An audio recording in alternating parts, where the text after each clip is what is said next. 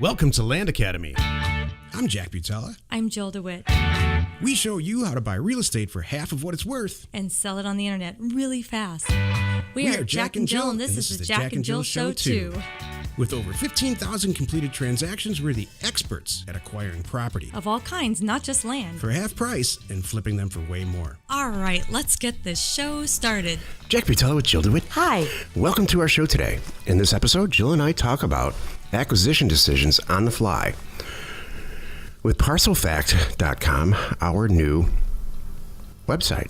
Before we get into it, though, let's take a question posted by one of our members on the landinvestors.com online community. It's free and it's official. Success plan is gone. I know, it's nice. It really is landinvestors.com, by the way. Okay, Dancing Grace asked, and this person's not a member, so I pulled this specifically here. Good.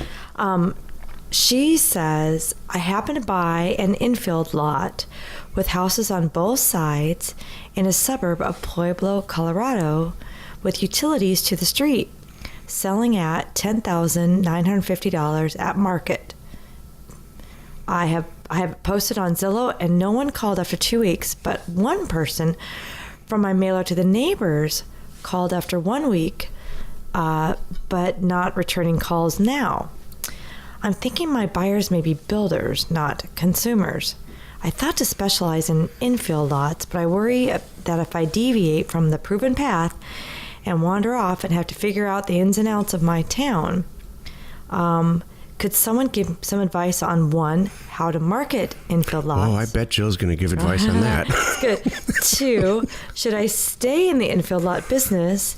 And three, some encouragement if this is feasible. I'm a little scared and lonely out there. Scaredandlonely.com. Oh, and you have a great property there.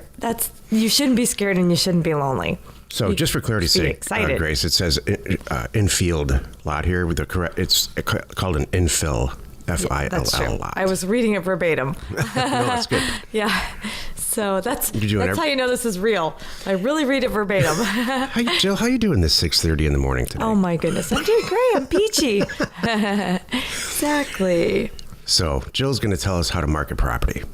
Marketing land 101. Go for it, Jill. Well, just it's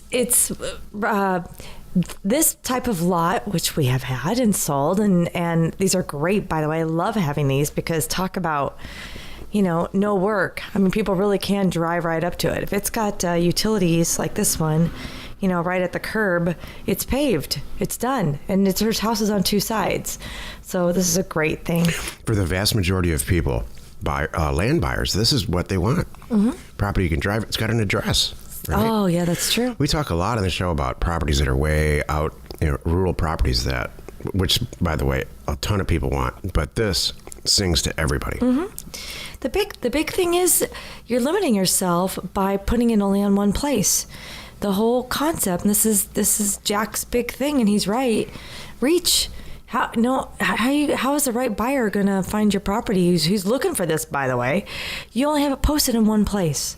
That's where I see people dropping the ball. Right now, there's a ton of people on this planet that are dying to buy this property, and they don't know it's for sale. Exactly. Our job is to buy it super cheap and make sure that people that really want to buy it bad and have the cash burn a hole in their pocket, mm-hmm. that they know about it. Exactly.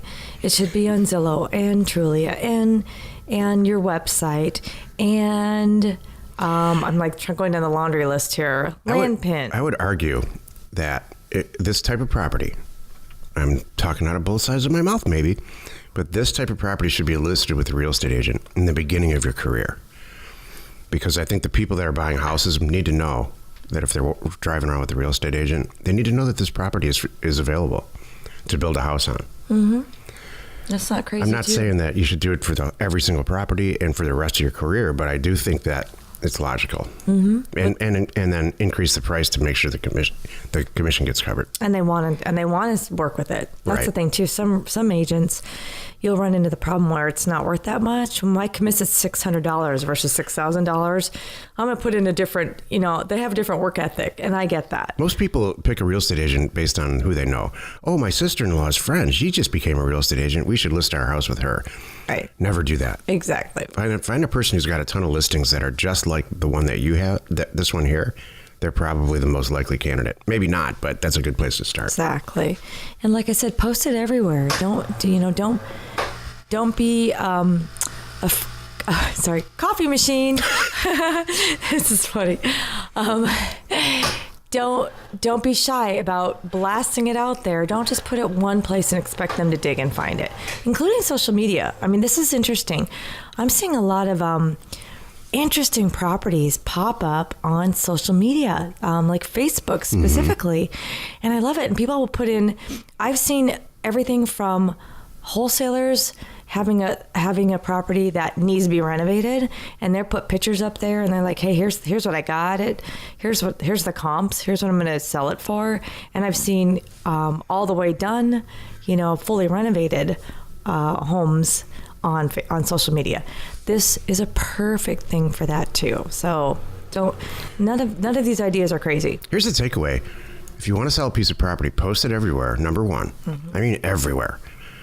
And then, and Jill's totally correct here, go out on social media, specifically Facebook, and don't just target groups that are real estate related, target groups that are anything related that's local to that property. So if it's in Pueblo, Colorado, or a suburb, there's going to be like some Facebook group about knitting or construction equipment or everything in between, and just get in there and post it and say, hey, you might want this property might make sense for you. We have one member in our group who swears by this, Kyria. Exactly. She says she sells the vast majority of her properties this way. And so don't be afraid. This old tradition of, well, let's list the property and see what happens. Or let's post the property and see what happens. It's the 21st century. Go out there and find a buyer. Yeah. Pound on their figurative door. I was going to cover her second question too. Should I stay in this infill lot business? You can. Nothing's crazy. I love it. I love infill lots. At some point, you're going to find 500 infill lots. And, I think it's great. I think the market is so much larger for infill lots and houses than it is for rural vacant land. They're both great. They're both huge moneymakers for us. I do love they it. Each have, good things and bad things. I love what you said, Jack, too, about it's not, they have an address. It's a different market. The people buying those versus buying 40 acres out somewhere are different customers. The marketing methodology is exactly the same, by the way. You're just doing it to maybe different people, but it's the same methodology. So I hope that number 3, that was encouraging. I hope that was encouraging. Yes, it is feasible. And scary and lonely. No, you're in the right place. Yeah, you can't be scared and lonely in this group. Yeah, and I'm sure you paid cash for that. I hope you paid cash for that. So there's nothing to be scared about. After a couple of weeks, maybe you might want to consider reducing it. And put it on. We have a website called landpin.com. Reach out to, type in support@landpin.com and ask if it's open to the public now. So if you want to post the property, it's available. Cool. To do that, a lot of people are doing it. Cool. Multiple people a day. If you have a question or you want to be on the show, reach out to either one of us on landinvestors.com. Today's topic, acquisition decisions on the fly with ParcelFact.com. This is the meat of the show. So I wrote this title this morning because I'm getting tons of emails, thank you emails from people because of this. It's, again, an unintended consequence. Jill and I started a website or solved a solution for our members because they're having trouble finding property. And once I did find it, it was tough to make a decision about whether or not to buy it because it just wasn't enough information with a single GPS coordinate. So ParcelFact, if you don't know what it is, just go check it out. FACT, Parcel, FACT. And you type it, it's free. For a while, it's free. You type in the assessor's parcel number or the address of the property, and it gives you the outline of the property. So if it's 40 acres and it's square, there's 4 GPS coordinates and a map outline. It's pretty cool. It also has ownership data and zoning. Every single thing the assessor knows. There's some purchase price, sales price, and there's a lot of stuff in there. It's really good. Legal description. So what we're hearing is that people who regularly buy real estate, any type of real estate, just didn't know what they did without it. Oh my gosh. So And that's Makes me why weepy Jill, wishing that I had this. Oh my gosh. That's why we're here, by the way. 8 years ago, I can't even imagine. I can't either. I mean, I would have paid anything to have this.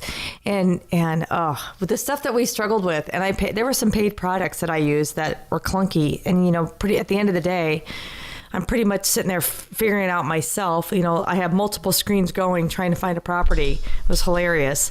Exactly. I certainly and then couldn't you do it still real didn't, quick. You didn't know. That's the whole thing. You weren't sure. It's like, yeah, that is kind I of good. think but that's I don't the know. road that looks like it. Jack, can you look at this too? Yeah. Is it the same curve here? Is this I see here? Because I'm staring at the plat map because I spent a week getting that from the county or two, sometimes longer. Right. So I've got the plat map and I'm looking at an aerial map now. I think I got it. I'm not sure. Oh my gosh. So that was hilarious. This solves that problem in a big, huge way, like permanently. Right. And so it's a collection of, it's a nationwide, it's a collection of 143 or 44 million properties in the country, and it's constantly updated as the obsessor. That's a Freudian slip. Woo! As the assessor. Who's the obsessor in our relationship, Jack? Probably me. Yep. Do you obsess about anything?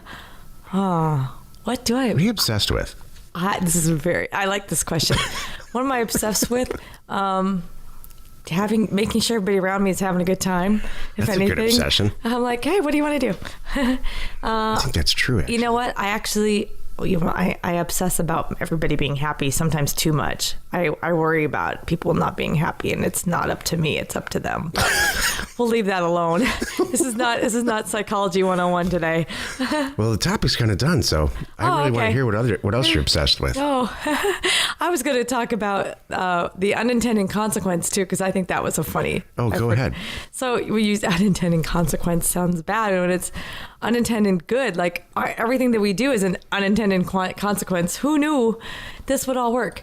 It's like we were talking to some guys. We had dinner with a couple newer members last night. They were here in town, and we met up with them in South Bay and it's just south of LA, and had dinner. And it was funny. Some of the questions I was thinking back, we're talking about how this all started, and your first property, Jack, the flip that you did, buying it off eBay, that was an unintended consequence.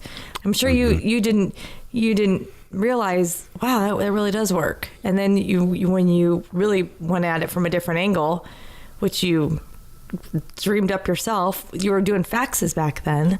Wow, this does work, to buy property. Mm-hmm. It's so funny. So I was thinking of unintended consequence, everything that we do. Yeah, the first property I bought, these guys apparently, they took this seriously and read all the stuff. But I bought a property in the 90s on eBay, cleaned it all up. Not the property itself. I never went and saw the property. From a different state, I bought a property in Arizona, acreage, and then cleaned it up online, gave it better maps and a better description, and put some good pictures in there, and resold it for twice as much. And that was it for me. Yeah. I was hooked. I was hook, line, and sinker in the whole business, and here we are. 16,000 deals later. Do you know what? I'm going to add on this. One of the reasons I think that we are so successful too is you and I. We don't sit down with a roadmap and have it written down like for the next 10 years. Here's what's going to happen, by this year, and then never vary. You know what I mean? I'm sure people do this. They probably sit down and they have a game plan, and come hell or high water, they're going to stick to the plan. You and I don't. That's kooks. I know, and for some people, I think that makes sense. But for you and I, what we do is we have an idea, like, where we want to live, the kind of lifestyle that we want, the yacht that you want, and things like that. But we still will tweak them along the way because things happen. And I think this is part of why we're so successful. Things pop up, opportunities come our way, and we take them. We don't say it's not on the plan. We take them. And man, because these things just come to us, like all of the products that we're doing, like ParcelFact. 2 years ago, did you think we'd have ParcelFact? No, and I was just going to bring it into that too. Yeah. That's how we roll. Yeah. Like people are asking for it. So we just do it. We develop it and put it out there. That's a good idea. It wasn't on the page, but we're adding it now, and we should do that. And we're constantly doing that. And I think that's why part of why we're so successful. Yeah, like if 500 people in your life tell you that you should stop smoking, you should probably stop smoking. Like 500 people in your life are saying, we're having a difficult time finding property. Exactly. They probably really are having a difficult I'm time sure they are. finding the property they want to buy, especially on the fly when they're talking to the seller. So Right. That's a beautiful thing about ParcelFact, and that's what I use it for too. When I'm sitting on the phone, the guys call me back, and I'm like, I don't remember who this is. I don't remember where this is, but they'll probably have a tax bill in their hand or around there. I can say, hey, give me that. You said what county? Okay, give me that parcel number there. See that? Yeah, that's the one I want. That's all I need. And now I'm having a conversation with the guy. I have all the details, and I'm staring at the property. I call it like charting a course. So you've charted a course, but you don't know what's going to happen day to day until you know where you're going. Right. But every day the weather's different, stuff goes on, and you overcome it. Perfect. And it's the same way with all these companies and sometimes your marriage, but that's for a different show. If you have a question, You're allowed to, Jack, you're allowed to obsess on that, by the way. Now's the time to say join us in another episode where Jack and Jill discuss how to use information, that's me, And inspiration, that's me. to get just about anything you want. We use it every day to buy property for half of what it's worth and sell it immediately. You are not alone in your real estate ambition. Wow, I got out of that okay. That was really funny. That was a blast last night with those guys. It was really, really good. Information and inspiration to buy undervalued property. We are Jack and Jill, and this was the Cash Flow from Land Show. We are the experts at acquiring property Of all kinds, not just land, for half price just so we can flip it for way more. and really fast. Thanks for listening. You are not alone in your real estate ambition.